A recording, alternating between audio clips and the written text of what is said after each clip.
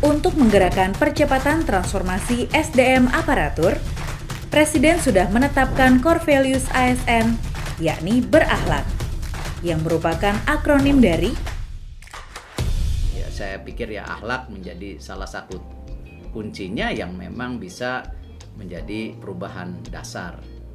Bapak Haji Erick Thohir BA MBA adalah pengusaha dan filantropis Indonesia.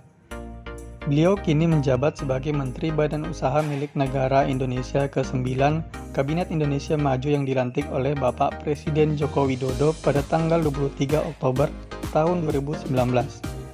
Bapak Erick Thohir dikenal sebagai gaya kepemimpinan transformasional dalam kesehariannya karena beliau telah melakukan perubahan melalui kebijakan mengubah struktur organisasi BUMN, dan pada kesempatan kali ini kami akan membahas role model tokoh kami yang mematuhi nilai-nilai dasar berakhlak. Nilai dasar berorientasi pada pelayanan. Dalam video yang diunggah tampak warga yang hadir didominasi oleh kaum ibu-ibu yang sangat senang bertemu langsung dengan Bapak Erick Thohir. Bapak Erick Thohir yang hadir melihat antusias warga langsung menyapa dengan hangat dan meminta agar bisa tertib untuk bisa mendapatkan sembako murah. Pasar rakyat BUMN ini menyediakan 3.000 paket sembako yang terdiri dari beras, gula, dan minyak goreng dengan harga Rp65.000.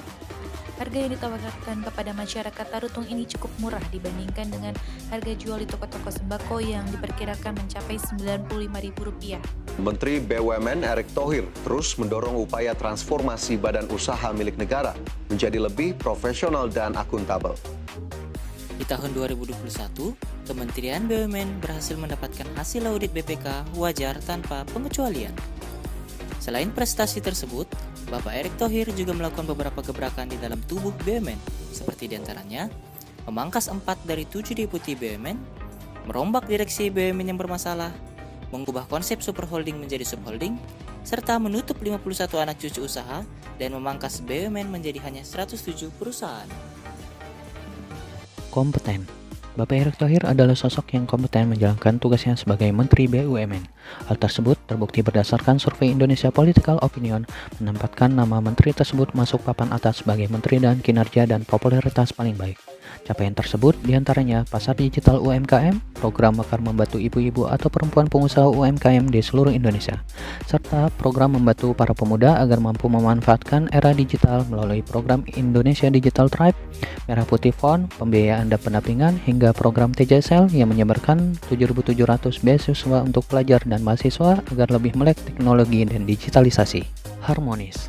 Bapak Erick Thohir adalah sosok dengan jiwa keharmonisan yang tinggi dengan menghargai setiap orang apapun latar belakangnya serta menciptakan lingkungan kerja yang kondusif dan aman untuk lingkungan BUMN. Hal tersebut dibuktikan dengan dikeluarkannya surat edaran nomor SE3 MBU 04/2022 tentang kebijakan berperilaku saling menghargai di tempat kerja atau Respectful Workplace Policy. Kementerian BUMN berkomitmen menjadikan lingkungan kerja yang saling menghormati, bebas dari diskriminasi, pengucilan atau pembatasan, pelecehan, perundungan, dan berbagai bentuk kekerasan lainnya, serta menjunjung tinggi martabat dan harga diri untuk menjaga produktivitas selama bekerja. Loyal. Bapak Erick Thohir adalah sosok yang selalu berdedikasi dan berkontribusi untuk kepentingan bangsa. Sampai saat ini, banyak kerja nyata beliau yang mencerminkan perilaku loyal. Salah satunya, beliau berkomitmen untuk membentuk BUMN mempunyai tim yang profesional, transparan, berintegritas, dan siap bekerja keras untuk perubahan. Maka dari itu, beliau melakukan reorganisasi jajaran dan direksi BUMN. Beliau mengatakan bahwa beliau sering dapat ancaman karena melakukan reorganisasi tersebut. Namun, beliau tidak takut akan ancaman tersebut dikarenakan loyalitasnya kepada presiden yang sangat jelas dan tinggi. Adaptif. Pada dasarnya semua lini harus terus berinovasi, antusias, dan proaktif terhadap perubahan.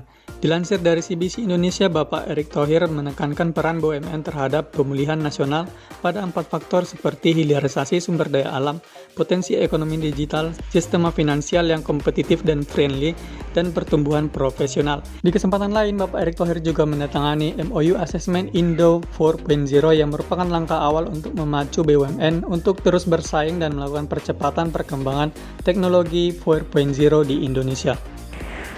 Core value terakhir yaitu kolaboratif, di mana Bapak Erick Thohir telah mengimplementasikan nilai kolaboratif, yaitu dengan selalu terbuka kepada perusahaan-perusahaan baik dalam maupun luar negeri untuk bekerja sama dengan kementerian badan usaha milik negara yang dinaunginya.